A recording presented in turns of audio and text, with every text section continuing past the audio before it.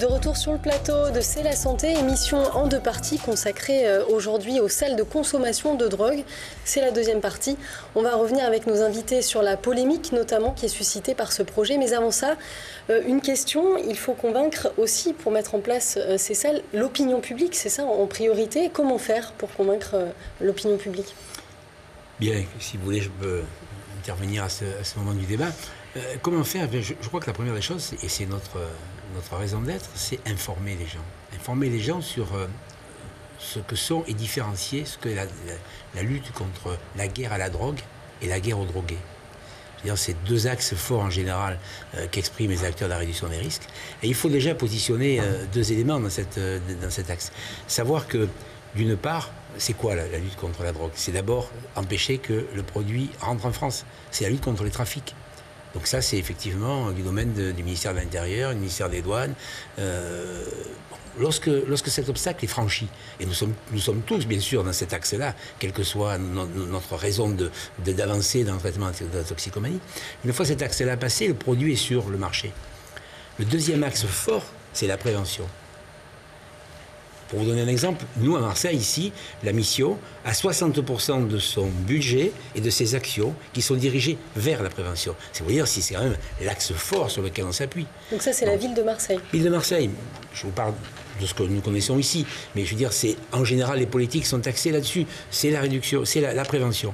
Mais quand, comme l'a dit tout à l'heure Béatrice, quand les gens ont franchi ces deux étapes, ils ont pris le produit est là, ils l'ont pris, ils l'ont consommé, ils sont dans un axe où, si on veut les mener vers le dernier axe, qui est l'axe du soin, il faut bien les accompagner dans ces structures pour pas qu'ils prennent des risques, pour aller vers le soin. Donc on est vraiment dans cette politique qui s'appelle la politique de réduction des risques. On n'est plus à ce niveau ni moralisateur, ni regarder les gens avec compassion ou autre. On est dans un secteur qui est un secteur d'un professionnalisme important dans lequel il faut que cet axe-là soit pris en compte.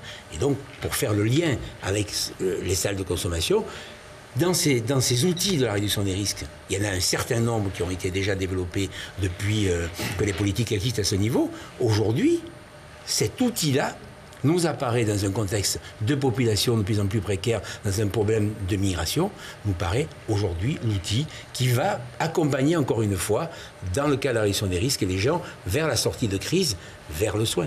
Quelle image ont les usagers aujourd'hui, justement, pour la population ?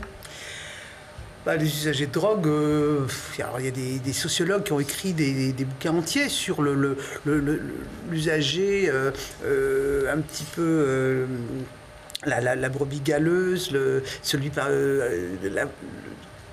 qui tout le mal arrive. Enfin, ils ont une image très diabolisée, ils sont stigmatisés, sont rejetés.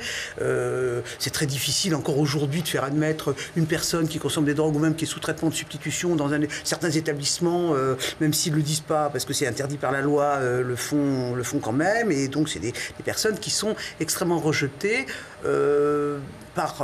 Probablement aussi par méconnaissance, sont vécus comme des gens dangereux. Nous, ce que nous savons, c'est que les usagers de drogue sont, de par leur pratique, des gens qui sont en danger, qui sont vulnérables. Nous, ce à quoi nous attaquons, c'est au fait qu'ils sont aussi victimes de pratiques à risque dont ils peuvent subir des conséquences. Ce que je veux quand même dire, c'est qu'il faut quand même que les gens comprennent que depuis que l'homme est homme, il y a des drogues. Je veux dire, c'est probablement quelque chose qui est consubstantiel à la nature humaine même. C'est que très tôt, les humains ont su fumer des herbes, faire macérer des graines, se mettre la tête à l'envers. Probablement que c'est quelque chose qu'on aime bien faire. Et je suppose qu'autour de cette table, on le fait, peut-être avec des choses illégales, sûrement avec des choses légales. N'oublions pas que l'alcool et le tabac sont aussi des drogues légales, celles-là. Et que la guerre à la drogue et le rejet des gens qui sont dans des consommations problématiques, c'est quelque chose qui est vain, qui ne mène nulle part, qui consomme énormément d'argent, qui ne rapporte rien. La guerre à la drogue a été lancée à l'échelle mondiale il y a de cela plus de 30 ans. Les résultats sont des milliards de dollars investis dans des épopées terrifiantes, avec comme résultat une augmentation au plan mondial du nombre d'usagers de drogue. Le nombre de gens qui consomment des drogues sur la planète augmente. il serait temps qu'on revienne un peu sur cette vision comme ça du tout répressif et qu'on équilibre un tout petit peu. Je ne suis pas une sorte de libertaire comme ça qui prêche pour le droit, mais je pense qu'effectivement, avec des moyens beaucoup plus modestes et des choses que nous connaissons bien, que nous savons pratiquer, qui ont fait leurs preuves, nous pouvons aider les personnes qui consomment à ne pas, d'abord à rester en vie et à vivre dignement. Et moi, je prêche beaucoup pour, à travers ces actions de réduction des risques, non seulement améliorer la santé des personnes qui consomment, mais améliorer aussi leur citoyenneté. C'est-à-dire c'est des gens qu'on a rejetés, qu'on a bannis, mais qui ont des droits, et qu'à travers les actions qu'on peut mener vis-à-vis d'eux, à travers la responsabilisation qu'on attend d'eux, on peut aussi faire émerger une forme de citoyenneté à laquelle ils ont droit et qui leur est quand même largement déniée actuellement. Alors justement, je vous propose à présent une immersion avec un service mobile qui accueille des usagers de drogue. Le bus 3132 existe depuis plus de 10 ans, à Marseille, à Paris également. Il avait été mis en route par Médecins du Monde initialement. Son rôle, faciliter l'accès aux traitements de substitution et aux circuits thérapeutiques. Regardez. Clément a d'abord été dépendant à l'héroïne. Depuis 13 ans, il est addict aux produits de substitution comme la méthadone. Il sait que le bus de l'association 3132 peut lui en donner 7 jours sur 7. Pour moi, c'était vraiment une solution de secours en période et en moment où on peut être vraiment mal et puis pas pouvoir avoir accès aux soins qu'on espérait en temps voulu. Pour avoir un traitement de substitution, il faut présenter une réelle dépendance aux opiacés, soit des signes de manque. L'équipe délivre aussi du matériel stérile, comme des seringues, et prévient les conduites à risque. C'est par exemple utiliser un filtre pour filtrer les particules lorsqu'on s'injecte, pour éviter les lymphangites. C'est utiliser des seringues stériles, c'est utiliser des pailles pour sniffer à usage unique. On donne par exemple des kits d'injection comme ça, le kit plus, pour injecter de façon stérile la petite cupule, les seringues, l'eau, le tampon d'alcool. Ce service mobile connaît bien les usagers. Souvent dans une situation très précaire, ils sont suivis par des travailleurs sociaux. Le but principal quand même du bus, c'est d'être une structure un peu passerelle. C'est-à-dire que là, c'est des gens qui viennent, qui n'ont pas encore de sécurité sociale ou même d'aide médicale de l'État. Donc le temps qu'on fasse les papiers, vu que c'est des démarches très longues, le temps qu'on fasse ça, ils restent ici. Puis après, le but, c'est de les relayer vers d'autres centres de soins, sur Marseille ou sur une autre ville, ou alors en médecine générale. Une boisson chaude, un peu de réconfort. Le bus représente beaucoup pour les usagers. J'ai arrêté l'héroïne, je prends un petit traitement de substitution et j'ai bien ralenti grâce à eux. J'ai arrêté l'héroïne depuis 2001 et c'est une grande association. Enfin, ils font énormément de bien. On essaye de s'en sortir. Moi, je suis en bonne voie là. Je vais prendre sûrement une formation pour faire moniteur éducateur, justement, pour faire comme eux. Le bus blanc passe 2 heures chaque jour dans le quartier de la Rose et près de la gare Saint-Charles à Marseille. Médecins, psychologues et éducateurs accueillent aussi les toxicomanes dans un local du 3e arrondissement 3 fois par semaine. On en parlait à l'instant, ce rôle social, il sera aussi présent avec ces salles de consommation. C'est quelque chose qui sera forcément impliqué dans le projet. Voilà, les gens le disent bien, c'est une entrée dans le soin, c'est quelque chose où c'est à nous d'aller au niveau d'eux, de les rencontrer là où ils sont et de les amener vers les dispositifs. Donc je pense que le professeur Simon peut parler, qui sont des dispositifs de soins tout à fait adaptés. Oui, mais je pense que d'ailleurs, le reportage est intéressant en ça, c'est qu'il montre quelques exemples de patients qui initialement étaient dans la rue, s'injectaient de l'héroïne.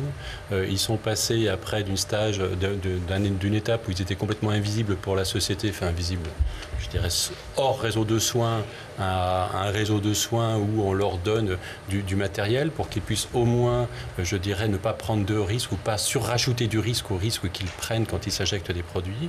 Et après, ça a été dit dans le reportage, ils ont accès à des traitements de substitution aux opiacés, ce qu'on appelle dans le jargon des TSO, traitements de substitution aux opiacés. La méthadone, par exemple. La méthadone, la buprenorphine, par exemple.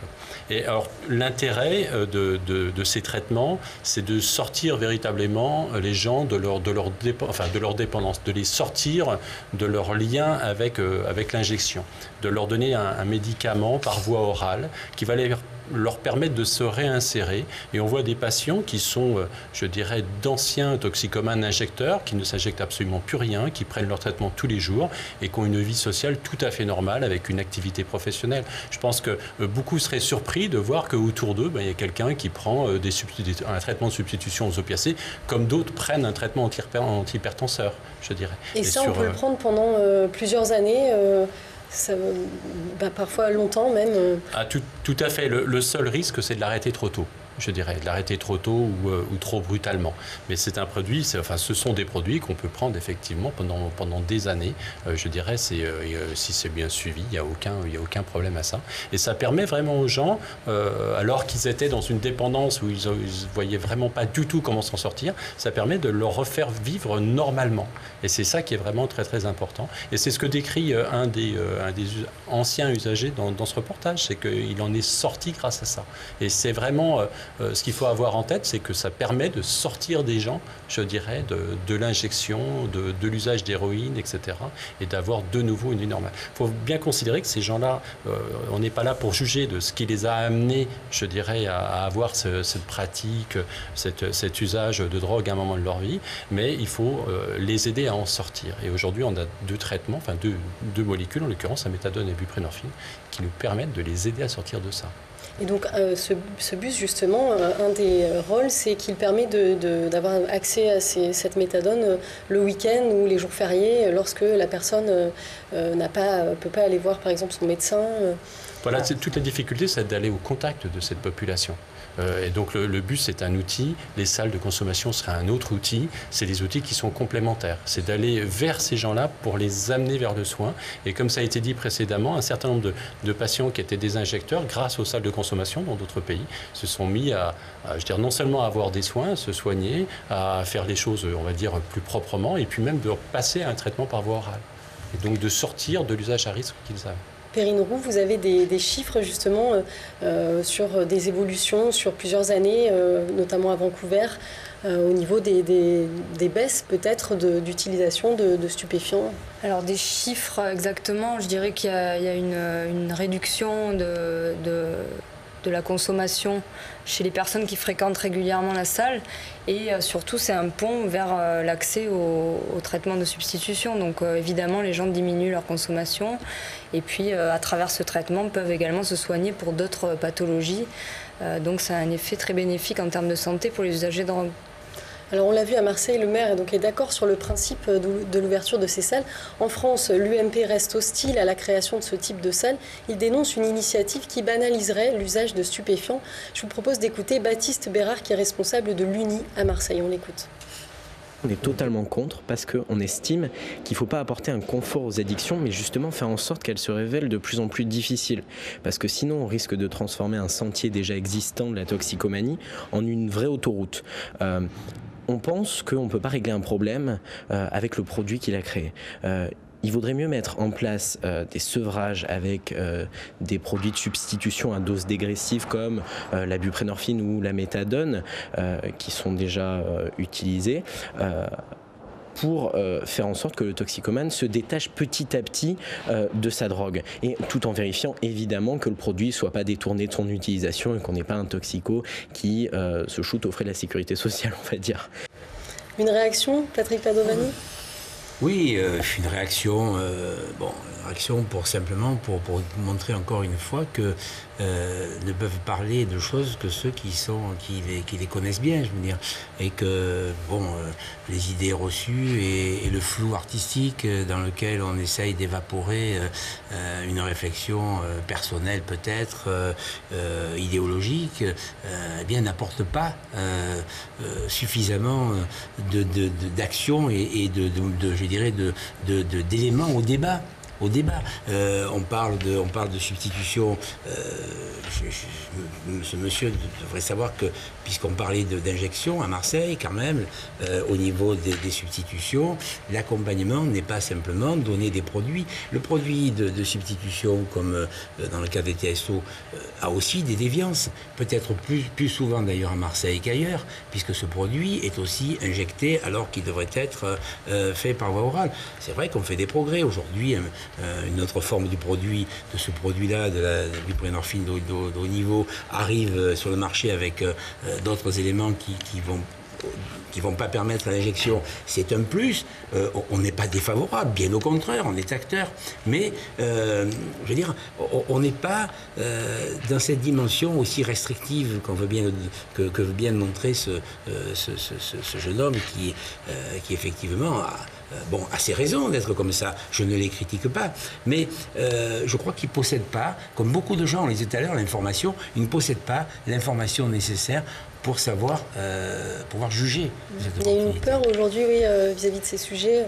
Ce qu'il faut quand même dire, c'est que quand il dit qu'il ne faut pas leur laisser la vie tranquille, enfin, je ne sais pas exactement les mots que ce monsieur prononce, mais je crois qu'il n'a aucune idée de ce que c'est que la vie d'un usager de drogue à un stade de dépendance, le stade où nous les rencontrons, et de la terrifiante vie que ces personnes la mènent, et qu'il n'est pas question il est question d'être professionnel et d'être humain et d'être humaniste. Enfin, c'est quand même la doctrine de la réduction des risques. Et que ce que j'entends dans ses propos derrière, c'est qu'il parle des autres, comme si l'usage de drogue, c'était jamais soi, que ça pouvait jamais être soi. Mais moi quand je parle aux gens, je dis, mais ça pourrait être vous.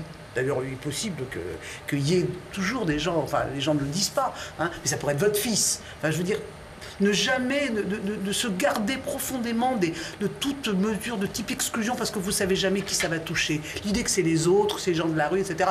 On parle de la précarité, mais il y a quand même aussi beaucoup de gens qui consomment des drogues et qui pourraient très bien, ce jeune homme, son frère, son camarade de fac ou quoi. Il faut qu'on arrête de dire qu'il faut leur mener la vie dure, parce que ces gens-là, leur vie est terriblement dure, et que notre boulot à nous de soignants, c'est au contraire, hein, de leur permettre de rester en vie ou quoi.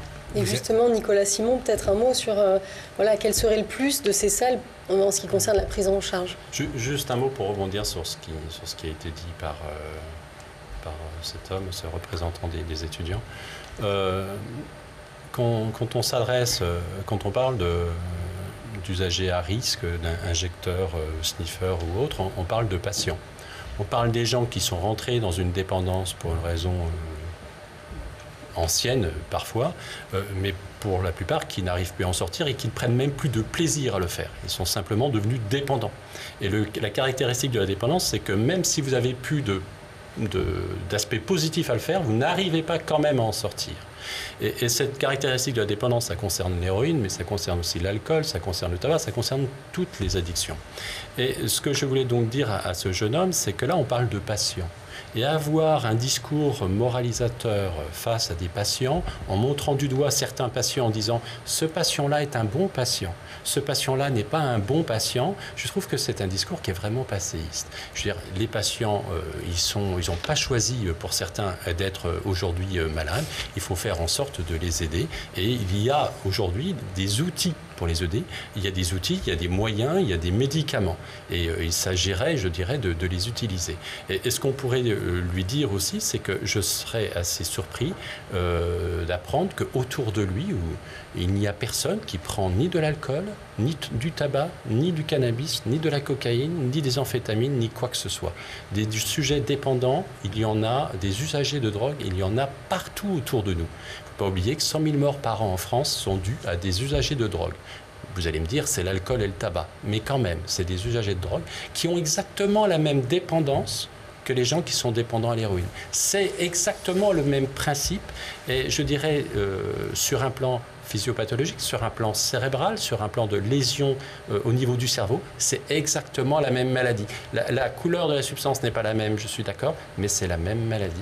Et donc, il n'y a pas de bons et de mauvais patients. Et il faut mettre de côté les points de vue moralisateurs, il faut se focaliser, enfin, c'est les médecins qui parlent, sur la santé des gens. Alors je vais vous faire juste soumettre une autre question, ce sera peut-être plus Perrine Roux qui réagira. Donc en ce qui concerne les expérimentations, notamment en Allemagne, écoutez. Quand on regarde justement ces expérimentations qui sont faites, on a Joséphine Baxter, qui est vice-présidente de l'Association mondiale contre la drogue, de lutte contre la drogue, qui nous dit, qui est très alarmée par rapport à ces salles de shoot, parce qu'elle nous dit que justement, ça n'aide pas le toxicomane à décrocher de sa drogue, mais justement, ça l'incite à continuer. En Allemagne, après la mise en place de ces salles de shoot, on observe une augmentation de 15% du nombre d'héroïnomanes. Donc on peut se dire qu'il pourrait arriver la même chose en France. Alors je crois que ce chiffre vient aussi du Figaro qui a sorti un article récemment. Est-ce que c'est un chiffre véritable ? Ce chiffre ne vient pas d'une étude scientifique qui a été publiée et donc qui a été revue par des experts scientifiques sur la question. Il y a une augmentation globale et mondiale de l'usage de drogue, donc l'augmentation de la consommation d'héroïne est certainement liée à cette dynamique mondiale. Après, que ça n'aide pas les personnes à sortir de leur dépendance, il faut savoir que la dépendance c'est un processus long et que la personne ne va pas sortir de sa dépendance du jour au lendemain. Donc c'est un peu pour ça que voilà, les salles de consommation vont permettre de répondre à ce processus qui prend du temps et qui permet petit à petit à la personne d'accéder à la prévention, aux soins et donc de sortir de sa dépendance. Je voudrais rebondir sur ce chiffre et par rapport à l'amalgame qui est fait entre les salles de consommation et l'augmentation du chiffre de toxicomanes. Donc en France, on est bien d'accord, ça n'existe pas. Depuis 2000, sur la population des jeunes jusqu'à 25-30 ans, on a eu 24% d'augmentation de consommation de cannabis. Ce qui n'est donc pas dû aux salles, puisqu'elles n'existent pas. Donc cette consommation de 24% de cette population de jeunesse du cannabis, elle est un phénomène planétaire de société, comme l'a dit Perrine. C'est pas du tout dû à un petit point stratégique. C'est dû à la société actuelle. C'est dû aussi au comportement social. Je veux dire, on est dans une société de la performance, où il faut toujours être le meilleur, le plus fort, le plus costaud, pour réussir. Donc ces addictions aussi, si on veut réfléchir en termes idéologiques, on peut aussi les concevoir comme étant la conséquence d'un certain type de société. Puisque nous sommes aujourd'hui engagés dans cette société de la performance et certains ont besoin de produits pour être dans la performance. D'autres se shootent, entre guillemets, au sucre. Il y a des addictions au sucre. C'est un produit pourtant qui est pas... Il y a des addictions aux jeux vidéo, il y a des addictions au travail même. Donc, pour vous dire, faut-il à ce moment-là répréhender les gens qui sont dans ces addictions-là aussi. Alors, une des inquiétudes aussi récurrentes des détracteurs, c'est la question du voisinage. Voilà, ils sont inquiets. Est-ce que les voisins de ces salles de consommation, est-ce que ça ne va pas faire venir plus de dealers voilà, qu'est-ce que vous leur répondez ? Alors si vous posez la question à des publics qui sont concernés de près dans des enquêtes par le public qui est dans leur quartier, par exemple prenons à Marseille le quartier de l'hypercentre près de la gare Saint-Charles où il y a effectivement une plus grosse densité de consommateurs, mais vous verrez que la plupart des gens, lorsqu'on leur explique bien la thématique, ils sont favorables.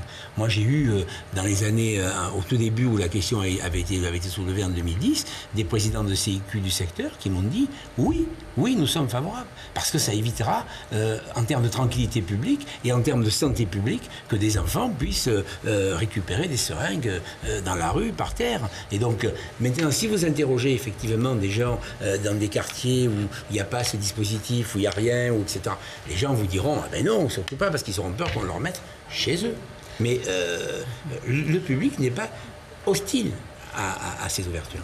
Il y a des études étrangères, malheureusement nous les Français on n'est pas extrêmement bons là-dessus. Il y a des études qui montrent clairement que là où il y a des dispositifs qui accueillent et qui offrent des services adéquats aux personnes, il y a une diminution de la criminalité, en particulier sur la criminalité spécifique qu'on met le plus souvent en relation avec les usagers de drogue, c'est-à-dire vol à la tire, vol à l'arraché, et que donc effectivement si les personnes, ce qu'a évoqué tout à l'heure le professeur Simon, c'est-à-dire la question des traitements de substitution par exemple, non seulement ça stabilise le sujet par rapport à sa consommation, mais ça le sort complètement de la clandestinité. Il faut quand même dire, c'est que le trafic de drogue, qui est un trafic hyper juteux et qui fait ses choux gras de la répression, c'est parce que plus il y a de la répression, plus il y a de la clandestinité, plus il y a du trafic. Hein. Donc une personne qui consomme doit avoir beaucoup d'argent, donc se livre à des actes illicites de type deal et de type vol.